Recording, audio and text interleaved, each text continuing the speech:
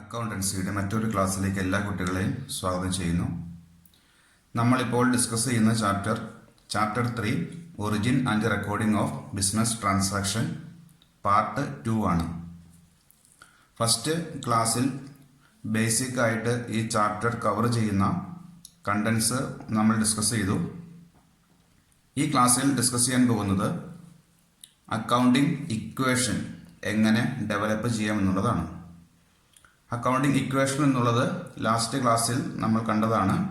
Accounting equation asset is equal to capital plus liabilities. ഇതാണ് accounting equation ആയിട്ട് പറയുന്നത്. ഈ അക്കൗണ്ടിംഗ് ഇക്വേഷൻ പ്രൂവ് ചെയ്യുന്ന ഒരു സിമ്പിൾ ക്വസ്റ്റ്യൻ ആണ്. അല്ലെങ്കിൽ ട്രാൻസാക്ഷൻസ് കിട്ടിയാൽ നമുക്ക് അക്കൗണ്ട് ഇക്വേഷൻ എങ്ങനെ പ്രൂവ് ചെയ്യാം എന്നുള്ളതാണ് നമ്മൾ ഈ ക്ലാസ്സിൽ നിന്ന് ഡിസ്കസ് ചെയ്യുന്നത്. ഓക്കെ, അപ്പോൾ അക്കൗണ്ടിംഗ് ഇക്വേഷൻ നിങ്ങൾക്കിവിടെ കാണാം. അക്കൗണ്ടിംഗ് ഇക്വേഷൻ എന്ന് പറയുന്നത് asset is equal to capital plus liabilities എന്ന് പറഞ്ഞാൽ, എക്സാമ്പിൾ ഇവിടെ എഴുതിയിരിക്കുന്നത് അസറ്റ് എന്നുള്ളത് 10,000 ആണ് എങ്കിൽ ലയബിലിറ്റിയും അതേപോലെ ക്യാപിറ്റലും കൂടി ആഡ് ചെയ്യുമ്പോൾ 10,000 തന്നെ വരണം. 10,000 equal to 10,000, 10,000 equal to 6,000 capital ആണ്. ലയബിലിറ്റി 4,000 കൂടി ആഡ് ചെയ്യുമ്പോൾ രണ്ട് സൈഡും ഈക്വൽ ആയിട്ട് വരുന്നു. കറക്റ്റ് അല്ലേ? 10,000 ഈസ് ഈക്വൽ ടു 10,000. അപ്പോൾ ഇതേപോലെ നമുക്ക് ഏത് ട്രാൻസാക്ഷനും കിട്ടിയാൽ ആ ട്രാൻസാക്ഷനെ അക്കൗണ്ട് ഇക്വേഷൻ ബേസിൽ എങ്ങനെ പ്രൂവ് ചെയ്യാം എന്നുള്ളതാണ് ഇന്ന് ഡിസ്കസ് ചെയ്യുന്നത്. ഓക്കെ, അപ്പോൾ എക്സാമ്പിൾ നോക്കിക്കൊള്ളുക. 10,000 എന്ന് പറയുമ്പോൾ അതിൽ അസറ്റ് ആണ് 10,000 ആയിട്ട് വരുന്നത്. Asset is equal to 10,000.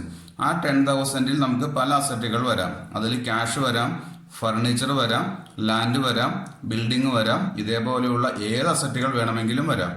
അപ്പോൾ വന്നിരിക്കുന്ന അസറ്റുകളെല്ലാം ഈ വന്നിരിക്കുന്ന അസറ്റ് എന്നുള്ള ഹെഡിലേക്ക് കൊണ്ടുവരും. അപ്പോൾ നമ്മൾ താഴെ കാണുന്ന 2 അസറ്റ് എഴുതിയിട്ടുള്ളൂ. അപ്പോൾ നമുക്ക് ഇതേപോലെയുള്ള അസറ്റുകൾ ഏത് വേണമെങ്കിലും ആകാം. അത് കറണ്ട് അസറ്റ് ആകാം, ഫിക്സഡ് അസറ്റ് ആകാം, ഏത് വേസ്റ്റിംഗ് അസറ്റോ ഏത് വേണമെങ്കിലും ആകാം. അപ്പോൾ അങ്ങനെ വരുന്ന അസറ്റുകളെല്ലാം കൂടി ആഡ് ചെയ്യുമ്പോൾ 10,000 വരുന്നു. അല്ലെങ്കിൽ എമൗണ്ട് 1 ലാഖോ 2 ലാഖോ 10 ലാഖോ എത്രയാണോ അത് വരുന്നു. ഓക്കെ, അപ്പോൾ ഈ സൈഡ് വരുന്ന ഫിഗർ ഏതാണോ ആ എമൗണ്ട് തന്നെ റൈറ്റ് സൈഡിലും വരണം. അപ്പോൾ നോക്കാം, ഇപ്പോൾ 10,000 എന്നുള്ളത് നമുക്കിവിടെ ക്യാഷും ഫർണിച്ചറും കൂടി ആഡ് ചെയ്യുമ്പോൾ 10,000 വരുന്നു. അതേപോലെ ക്യാപിറ്റൽ നമുക്ക് റൈറ്റ് സൈഡിലേക്ക് വരിക. റൈറ്റ് സൈഡിലൂടെ ക്യാപിറ്റൽ എന്ന് പറയുന്നത് 6,000 ആണ്. ദെൻ പിന്നീട് ലയബിലിറ്റീസ് എന്ന് പറയുമ്പോൾ ക്രെഡിറ്റേഴ്സ് വരാം, ബാങ്ക് ലോൺ വരാം, ബിൽസ് പേയബിൾ, ഇതേപോലെയുള്ള ലയബിലിറ്റീസ് ഏത് വേണമെങ്കിലും ആകാം. അപ്പോൾ ആ ലയബിലിറ്റിയും ക്യാപിറ്റലും കൂടി ആഡ് ചെയ്യുമ്പോൾ 10,000 തന്നെ വരുന്നു. അപ്പോൾ നമ്മൾ ഇക്വേഷൻ പ്രൂവ് ചെയ്തു. Asset is equal to capital plus liabilities. Okay, അപ്പോൾ ഇതേപോലെ വരുന്ന താഴെ ട്രാൻസാക്ഷൻസ് കാണുന്നുണ്ട്. ഈ ട്രാൻസാക്ഷൻ ഇന്ന് പ്രൂവ് ചെയ്യാൻ പോവുകയാണ്. അതെങ്ങനെയാണെന്നുള്ളതാണ് ഇന്ന് പഠിക്കാൻ പോകുന്നത്. ഓക്കെ, അപ്പോൾ നമ്മൾ ഇന്ന് ഡിസ്കസ് ചെയ്യുന്നത് 4 ട്രാൻസാക്ഷൻ ആണ്. ആ ട്രാൻസാക്ഷൻ 1 by 1 ആയിട്ട് നമുക്ക് ഡിസ്കസ് ചെയ്യാം. അതിൽ first transaction, Anand starts business with cash ₹50,000. Anand starts business with cash ₹50,000 എന്ന് പറഞ്ഞാൽ, ആനന്ദ് എന്ന് പറയുന്ന ഒരു പ്രൊപ്പറേറ്റർ അല്ലെങ്കിൽ ഓണർ അദ്ദേഹത്തിന്റെ ബിസിനസ് സ്റ്റാർട്ട് ചെയ്തത് 50,000 രൂപ കൊണ്ടുവന്ന് ബിസിനസ് സ്റ്റാർട്ട് ചെയ്യാൻ പോവുകയാണ്. അപ്പോൾ ഇതേപോലെ ട്രാൻസാക്ഷൻസ് താഴേക്ക് നിങ്ങൾക്ക് കാണാം.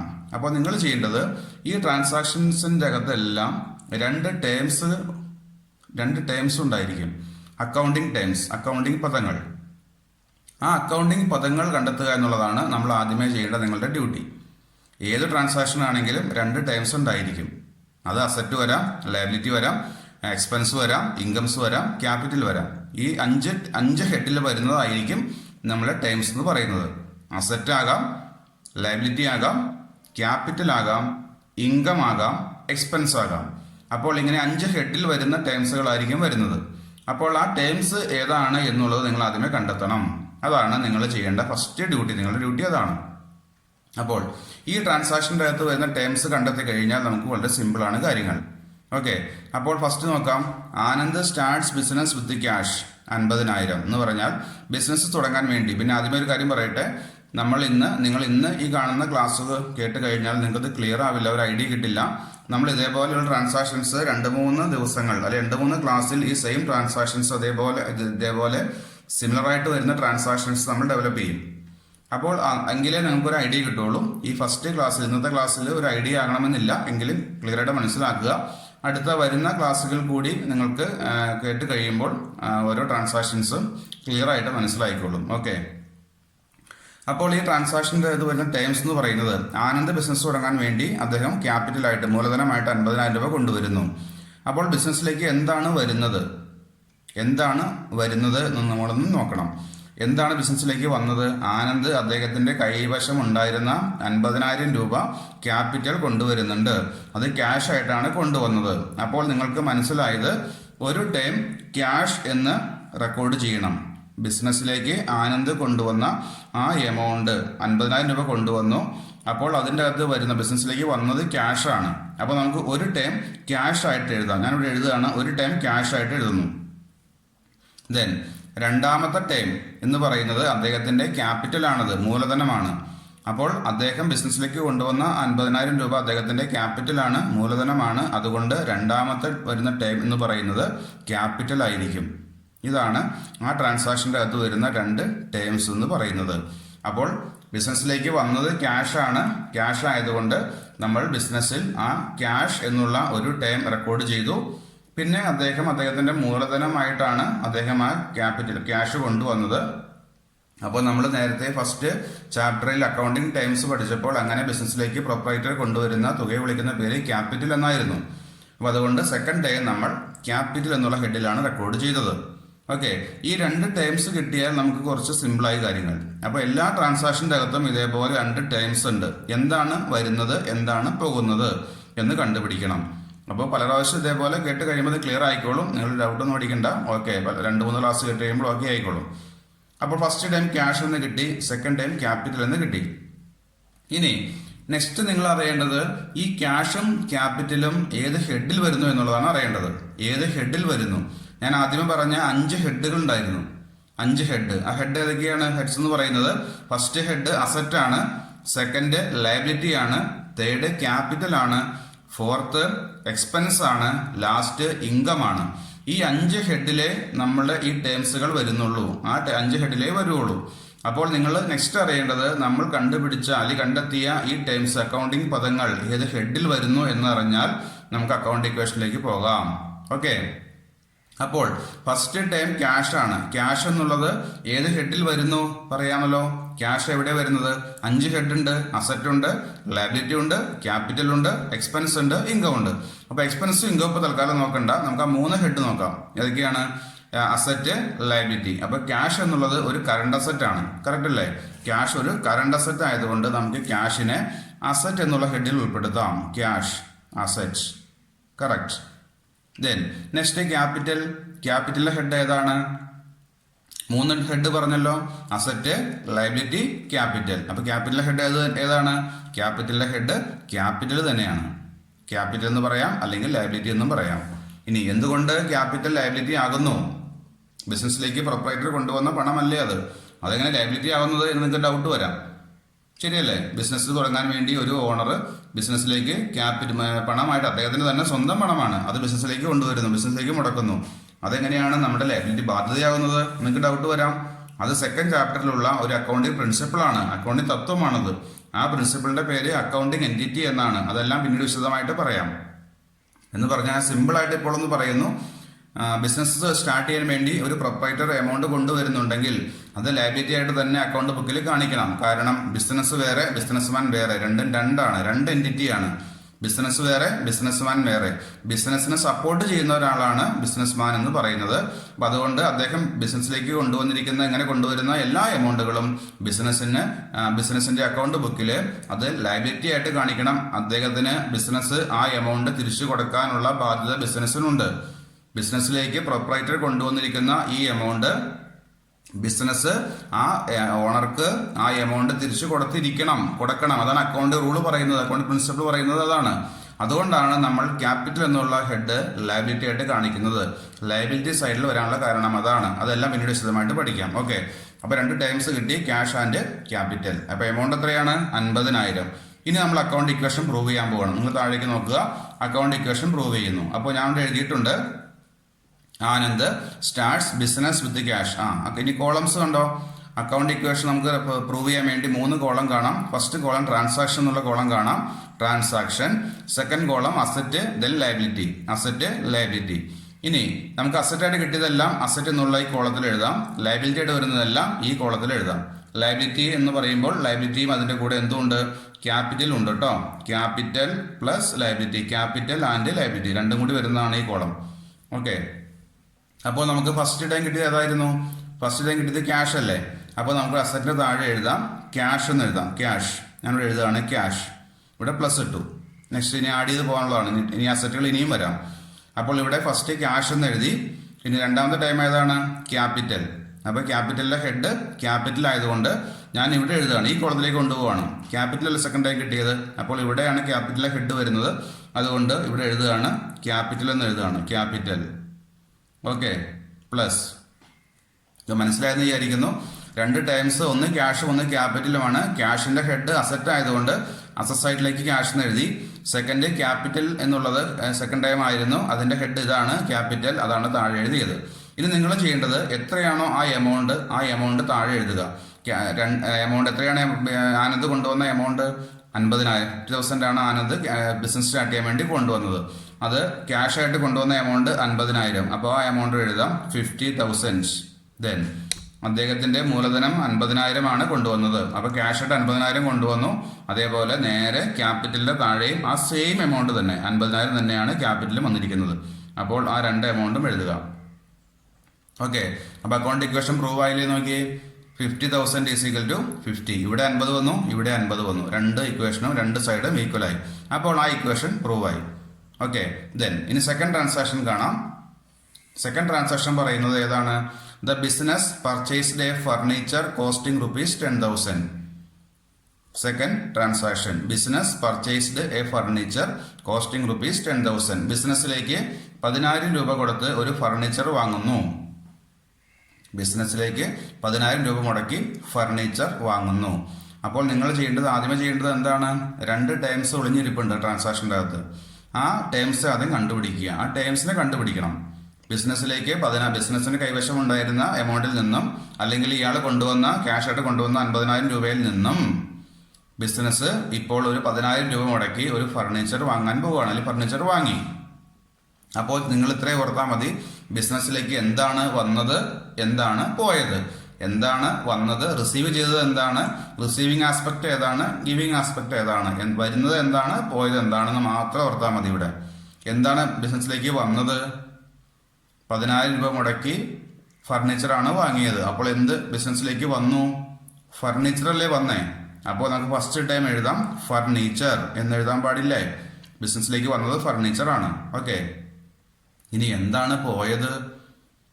ഫർണിച്ചർ വാങ്ങാൻ വേണ്ടി 10,000 അല്ലേ കൊടുത്തത്. അപ്പൊ നമ്മുടെ കയ്യിൽ നിന്ന് പോയത് എന്തായിരിക്കും?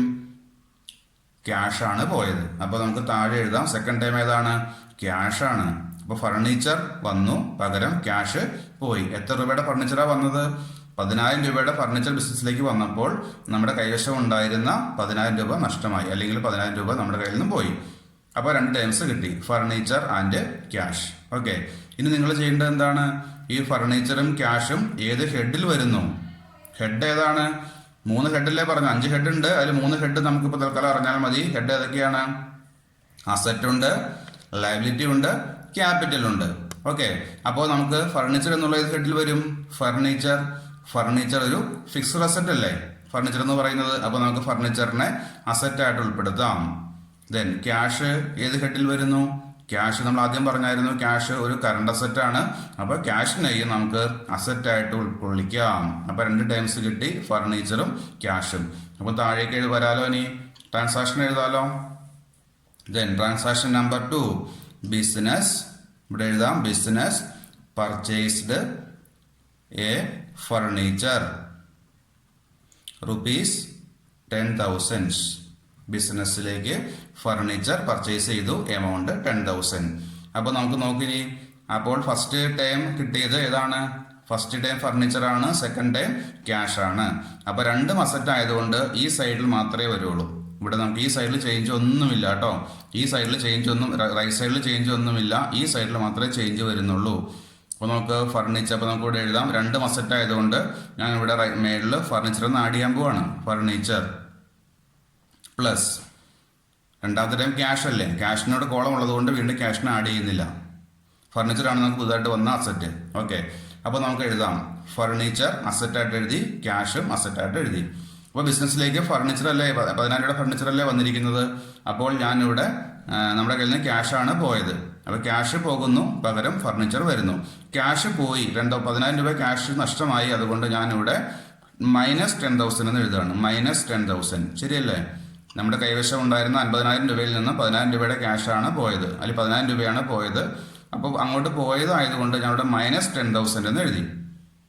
ദെൻ പ്ലസ് അതിന് പകരം 10,000 രൂപയുടെ പുതിയ ഫർണിച്ചർ ബിസിനസ്സിലേക്ക് വന്നു. അപ്പോൾ ഞാനിവിടെ ഫർണിച്ചറിന് നേരെ താഴെയായിട്ട് 10,000 എന്ന് റെക്കോർഡ് ചെയ്തു. 10,000. ഓക്കെ, മനസ്സിലായെന്ന് വിചാരിക്കുന്നു. ഫർണിച്ചർ വരുന്നു, പകരം ക്യാഷ് പോകുന്നു. ക്യാഷ് നമ്മുടെ കയ്യിൽ നിന്ന് പോയത് കൊണ്ട് മൈനസ് ഫിഗർ കാണിച്ച് -10,000 എന്ന് റെക്കോർഡ് ചെയ്തു. ഫർണിച്ചർ നമുക്ക് പുതിയ ഫർണിച്ചർ വന്നിരിക്കുന്നതാണ്. അപ്പോൾ അതുകൊണ്ട് +10,000 എന്ന് എഴുതി. ഈക്വൽ ടു റൈറ്റ് സൈഡിൽ ചേഞ്ച് ഒന്നുമില്ല, നമ്മുടെ ക്യാപിറ്റലിൽ ചേഞ്ച് ഒന്നും വരുന്നില്ല. അതുകൊണ്ട് 0 എന്ന് എഴുതുന്നു, റെക്കോർഡ് ചെയ്തു 0. ദെൻ ഇനി രണ്ടും കൂടി ടോട്ടൽ ചെയ്യാൻ പോവാണ് കേട്ടോ. ഫസ്റ്റ് ട്രാൻസാക്ഷനും സെക്കൻഡ് ട്രാൻസാക്ഷനും ടോട്ടൽ ചെയ്യാൻ പോവാണ്. 50,000 -10,000. ഇവിടെ 50 ആണ്, ഇവിടെ -10,000 ആണ്. ആഡ് ചെയ്യുമ്പോൾ 40,000 വരുന്നു. പ്ലസ് ഇവിടെ എമൗണ്ട് ബ്ലാങ്ക് ആണ്, ഒന്നുമില്ല. ദെൻ ഇവിടെ +10,000 വരുന്നുണ്ട്. അപ്പോൾ ഇവിടെ 10,000 എന്ന് എഴുതാം. Equal to 50,000 + 0 is equal to 50,000. Okay, അപ്പോൾ ഇക്വേഷൻ പ്രൂവ് ആയില്ലേ നോക്കിയേ. 40,000 + 10,000, 40 + 10 50,000 equal to 50,000. 50,000 equal to 50,000. Okay, അപ്പോൾ സെക്കൻഡ് ഇക്വേഷനും പ്രൂവ് ആയി. Then next one, third one, business. Third transaction നോക്ക്. തേർഡ് ഇതാണ് പറയുന്നത്, the business opens a bank account.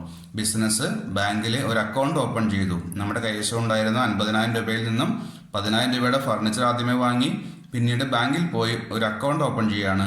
Account open ചെയ്യാൻ വേണ്ടി 15,000 രൂപയാണ് കൊടുത്തിരിക്കുന്നത്. അതാണ് തേർഡ് ട്രാൻസാക്ഷൻ നമ്പർ 3. അപ്പോൾ അങ്ങനെയാണെങ്കിൽ ഈ ട്രാൻസാക്ഷൻ്റെ അകത്ത് വരുന്ന 2 ടേംസ് ആദ്യമേ കണ്ടുപിടിക്കണം.